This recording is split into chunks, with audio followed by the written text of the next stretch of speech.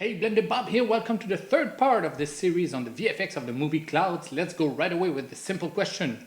What is wrong with this picture? I'll let it run a few times so you can familiarize yourself with it. Okay, come on, what is wrong with it? Take a good look. Cannot find it? Keep looking. No idea, huh? Well, the reason is because we already fixed it. Now here's the original. So now it's clear that what we did was to remove a pimple on the singer's face. Oh yeah, and that big crazy table in the middle of the foreground. So your first question is probably, why is there a table there? Why didn't they just remove it? Well, you see the rails on the table? The camera actually moves on these rails and they cannot be removed. And we didn't only have one shot, we had a few shots in this angle. No matter what the reason, we had to remove it. Here are the challenges we had to deal with. At Real by Fake, we are equipped with a camera motion control system, so we could redo the camera movement. The problem is time and budget, and also lighting. You can see here the highlights on the guy here from the big spot in the back. It makes a highlights on the hair everywhere. There's also another moving light in the front here, and it creates interactive light on the characters. These are all things we would have to reproduce if we had to reshoot. You see the highlights here? So all things considered, it would be very difficult to do a reshoot and match the fog, the lights, and everything. Obviously we would have the same challenges in 3D, but it's much more easier to control, and also much cheaper and faster. So the first step is to get CG characters. For that we use a software called Anima. It's a cheap software, it's like $380, and you can set up paths where people can walk, and there's a lot of walk cycles and run cycles, and just decide where you want your path to go. The interface is kind of weird, but it works, it can do the job. And you can decide which character you want. There's a bunch of them, you can buy some too. If you put them on a path, they will automatically follow the path. Now, if you just take someone and you put it in the center of nowhere like this, well, the guy won't do anything. He will just stay there and just, chill. As you can see now, he has a weird position. I don't know why his head is tilted like this, but it's okay because we can change his parameters. So we're going to select the guy and just go into idle clips and change it to one of the other choices. Now, if I press play, you can see what the guy is doing now is just waiting and looking left and right. So let's drop in a few more characters. This old guy here and idle clip. Let's try something else. And then another one, maybe there we go. This one here. So that's how I did the crowd here. I just selected a bunch of people and added them in my scene.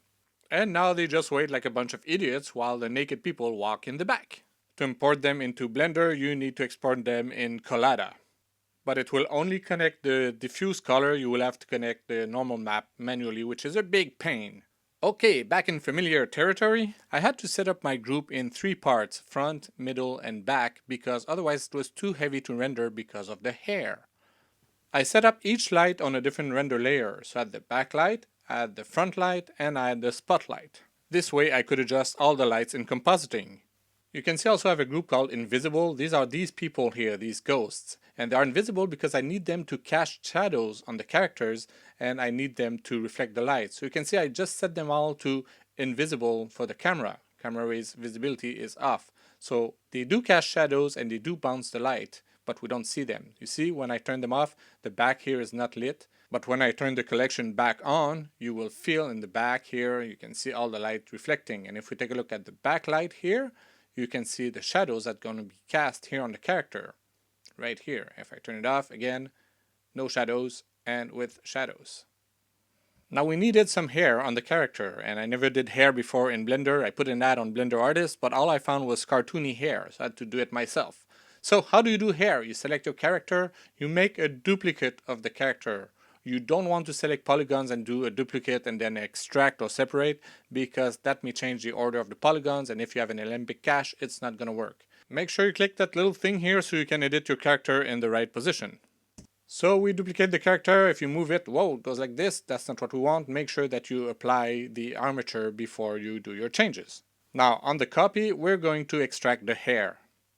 Okay, now we need the hair to move with the original character, so what we're going to do is really simple. We're going to select the hair and we're going to add a surface deform modifier. Then select the woman and just bind the geometry. Click and bind. This kind of stuff is so easy to do in Blender. I love Blender.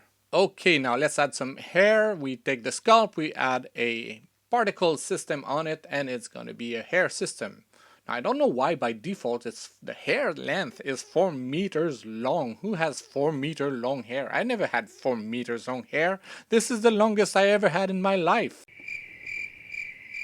Okay, so I won't do a hair tutorial here because there are tons of parameters and there's a lot of good tutorials on the internet you can find for hair.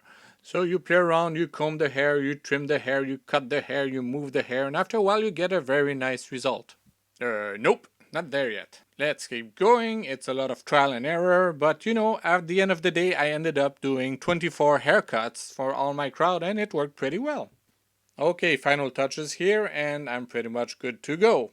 Okay, so this is the final result for all these characters here. They don't look that good if you look at it closely, but it doesn't matter because we know that everything's going to be blurry and foggy and motion blurred and everything, so it's going to work. Trust me, it's going to work. Well, I know because I did the shot. All the magic happens in Nuke. Here you can see all the render passes. As I said, I needed to do a front, a back, and a middle part here that are combined together and I get the entire group. So this is for the spotlight. I had to do the same thing for the front light and for the backlight. The next step is to match the fog, and this is done by lifting the blacks. And that was done automatically by sampling a part of the image, and whatever light changes that would happen on the plate, it would reflect automatically on the CG part.